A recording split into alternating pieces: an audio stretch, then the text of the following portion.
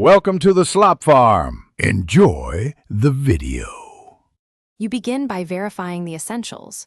Your Metfone account, your phone supports eSIM, and you have your ID ready.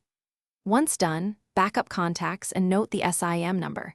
Make sure the physical SIM stays inserted until transfer completes. Then charge the phone above 50%, connect to a stable Wi-Fi, and prepare the camera to scan a QR code or accept a downloaded eSIM file. Now head to Metfone service, either the app or an agent, to request the eSIM activation. This starts the conversion process. You will receive the eSIM QR or SMDP plus details from Metfone.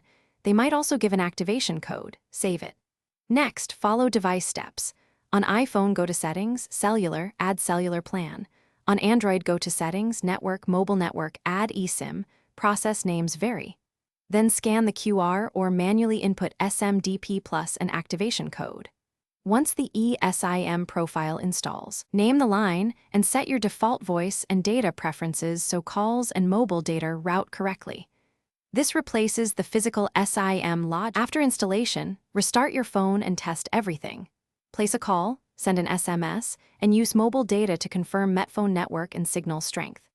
If you see no service, make sure APN settings match Metfone values, then try reinstalling the eSIM profile using the original SMDP plus or activation code. If problems persist, contact Metfone support, explain steps taken, and provide your SIM number. Keep the old physical SIM active until you verify full service.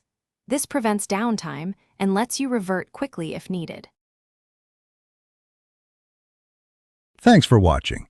Consider subscribing if we helped you today.